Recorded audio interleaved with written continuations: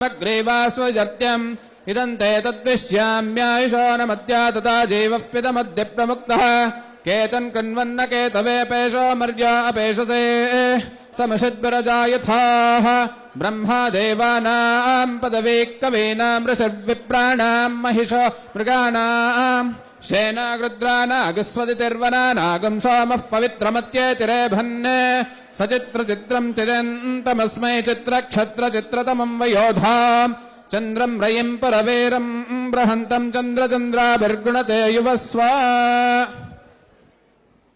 ओम् अपैतु मृत्युरमृतन्न आगन्वैवस्वतो न अभयम् कृणोतु पर्णम् वनस्पतेरिवाभिनश्येयतागम् रयिः सजतान्नश्यते प्रजागम्रेरिषमोतवीरान् वातम् प्राणम् मनसान्वारभामहे प्रजापतयो भवनस्य गोपा हरिगम् हरन्तमनुयन्ति देवा विश्वस्येषानम् वृषभम् मतीनाम् ब्रह्मस्वरूपमनुमेदमागादयनम् मा विवधीर्विक्रमस्य होमा प्रमोषेः प्रजाम् मामेरीरिष आयुरुग्ररुचक्षसन्त्वा हविषा विधेम मानो महान्तमुतमानो अर्भकम् मान उक्षन्ता जातानि परिता बभूव यत्कामास्ते जुहमस्तन्नो अस्तु वयग्गस्यावपतयोरयीनारगान् संस्थातुम् करुणानिधे करुणया मार्ताण्डवम् शेययो कौसल्यानि जगर्भसम्भवृते जन्मन्यसाधारणे जातः श्रीरघुनायकस्य जननम् देयादिदम् मङ्गलम् सुलग्नाः सावधाना सुमुहूर्ताः सावधाना श्रीलक्ष्मीनारायण ध्यान सावधाना नाभिलाषणयुतम् कामम् सकामम् कृतम्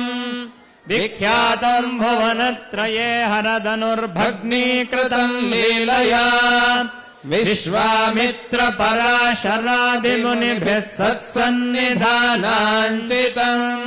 सीताराघवयोर्विवाहसमये देयादिदम् मङ्गलम्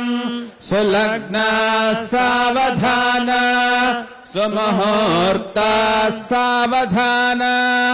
श्रीलक्ष्मीनारायण ध्यान सावधाना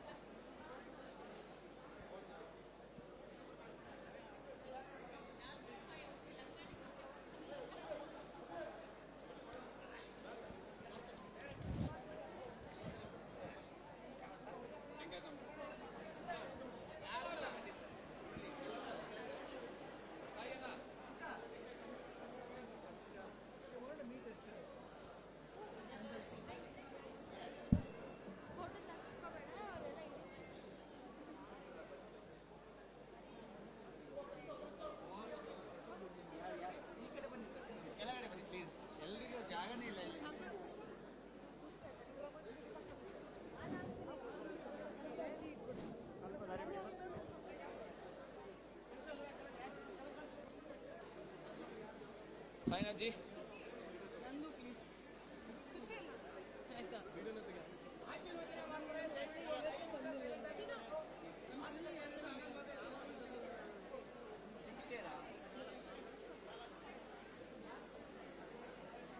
हेलो हेलो